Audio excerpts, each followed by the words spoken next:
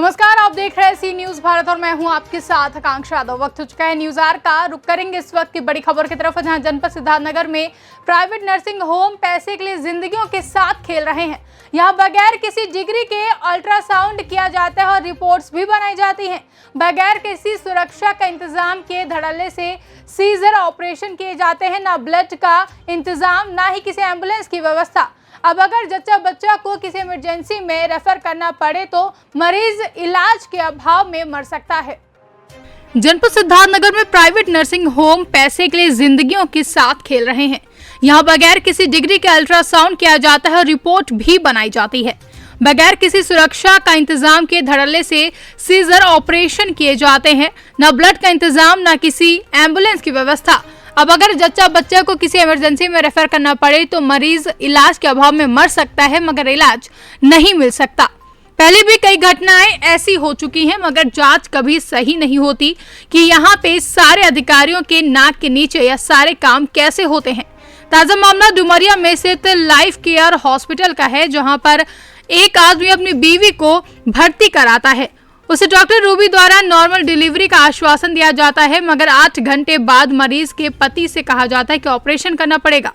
Operation करने के बाद जब बच्चे का स्वास्थ्य ठीक नहीं रहा तो उसे बगैर रेफर पेपर के बाहर भेज दिया जाता है, जहां परिजन बच्चे को लेकर बस्ती और फिर गोरखपुर जाते हैं, जहां इलाज के दौरान बच्चे की मौत हो जाती है। जच्चा का बयान कि मुझे लेबर रूम में मारा पीटा गया है और ऑपरेशन के कारण मेरे जिस्म का खून सब गिर चुका है। इतना ही नहीं, तय पैसे से ज्यादा पैसों की मांग की जाती है और धमकी दी जाती है कि पैसा जमा करो नहीं तो ट्रीटमेंट रोक देंगे। जब इस पर सीएचसी बेवा के अधीक्षक से बात की गई तो उन्होंने कहा कि अगर ऐसा है तो जांच करके कार्रवाई की जाएगी। 12 बजे हम वहाँ पे एडमिट हुए थे। उसके बाद में बोले कि नॉर्मल डिलीवरी होगी और नॉर्मल डिलीवरी के लिए इन्होंने 4000 रुपये ले लिए मुझसे और मुझे एडमिट करवा दिए सिग्नेचर करके कि हम गारंटी ले रहे हैं, हम नॉर्मल डिलीवरी करवाएंगे। पर ये नॉर्मल डिलीवरी के चक्कर में मुझे चेक करके उसके बाद चली गई अपना और 2 दाई लगा दी मेरे पीछे। मुझे बहुत बेहाल कर दिए उन लोग। पूरा मेरा सारे बदन का खून गिर गया है, सब पूरे जितना मतलब रूम में पूरा खून ही खून ताज़ा निकल रहा था सब कुछ। ज़बरदस्ती नॉर्मल डिलीवरी के चक्कर में इन लोग मेरे साथ ज़बरदस्ती किए हैं, बहुत ज़्यादा मेरे साथ हुई।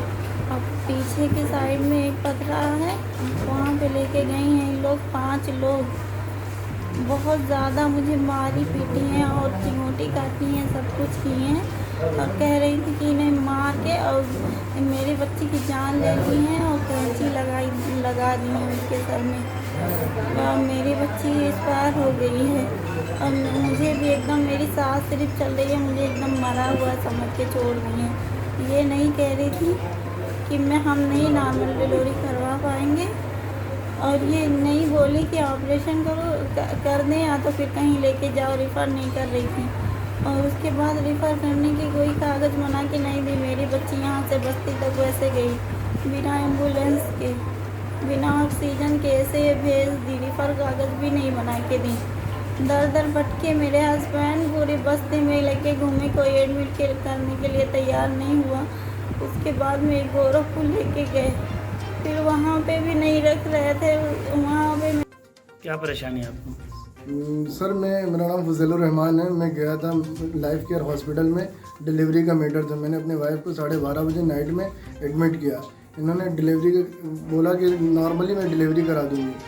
उसके बाद इन्होंने 8 से 10 घंटे तक लगातार कंटिन्यू मेरे वाइफ को टॉर्चर किया, मारा पीटा और उसके कैंची मतलब बार उसके 3 लोगों ने मिलके अंदर हाथ डाल लेते, टॉर्चर करे जा रहे थे, मारे जा रहे थे और बच्ची के मेरे सर में कैंची लग गई। उसके बाद जब मैंने देखा कि मतलब बहुत प्रॉब्लम हो रही है तो मैं आके अपने पेशेंट को ज़बरदस्ती देखा लेबर रूम में देखा तो मेरी वाइफ अनकॉन्शियस बेहोश हो रही थी। बेहोश होने के बाद फिर मैंने मैडम से कहा जल्दी से मेरी वाइफ का ऑपरेशन कर दो। ऑपरेशन करा इन्होंने, वो बार डॉक्टर रूबी खान ने ऑपरेशन करके ऑपरेशन रूम में लाई 10:30 बजे तकरीबन।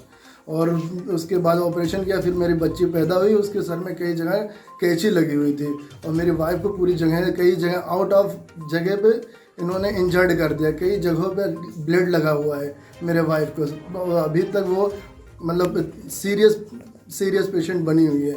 और मैं बस्ती लेके गया, बस्ती में अपने पेशेंट को लेके गया तो वहाँ पे इन्होंने ना रेफर कागज़ बनाया, तो मैं बहुत परेशान हुआ। प्राइवेट गाड़ी करके मैं बस्ती गया, बस्ती पे एसपी चौधरी ने वहाँ पे रेफ़र कर दिया और एसपी चौधरी ने कहा मैं नहीं लूँगा, पहले रेफ़र कागज़ दिखाओ। रेफ़र कागज़ ना होने की वजह से मैं गया वहाँ पे डॉक्टर तारिक हसन साहब एक दूसरे हॉस्पिटल में, फिर मैंने बहुत मन्नत समाजत किया। लाइफ लाइन एक हॉस्पिटल है वहाँ पे बस्ती में, फिर मैंने उससे बहुत ज़्यादा रिक्वेस्ट करने के बाद मेरे को उन्होंने एडमिट किया। मेरी बच्ची 24 घंटा वहाँ पे रही, उसके बाद में उन्होंने रेफ़र कर दिया बस्ती गोरखपुर के लिए। गोरखपुर में गया, BRD college Gorakhpur, BRD college में मैंने 5-6 घंटा रुका, वहाँ पर मेरी बच्ची एक्सपायर कर गई। आपके द्वारा भी मेरे संज्ञान में प्रकरण आया हुआ है, इसकी हम जांच करवाएंगे और नियमानुसार उनके ऊपर कठोर कार्रवाई की जाएगी।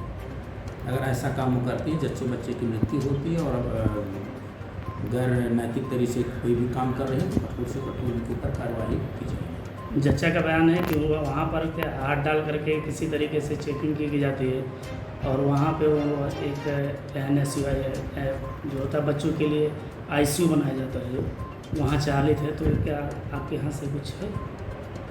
नहीं, ये मेरे संज्ञान में नहीं कि वहाँ पर ICU कोई संचालित है।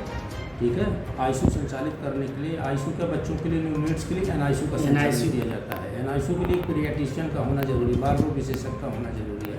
विदाउट बाल रोग विशेषज्ञ कोई NICU नहीं चला पाएगा, क्योंकि क्रिटिकल कंडीशन हो कि अगर ऐसा कोई कर रहा है तो ये बहुत ही निंदनीय और बहुत ही आपराधिक कार्य कर रहा है। सिद्धार्थनगर से सी न्यूज संवाददाता राकेश मिश्रा की रिपोर्ट।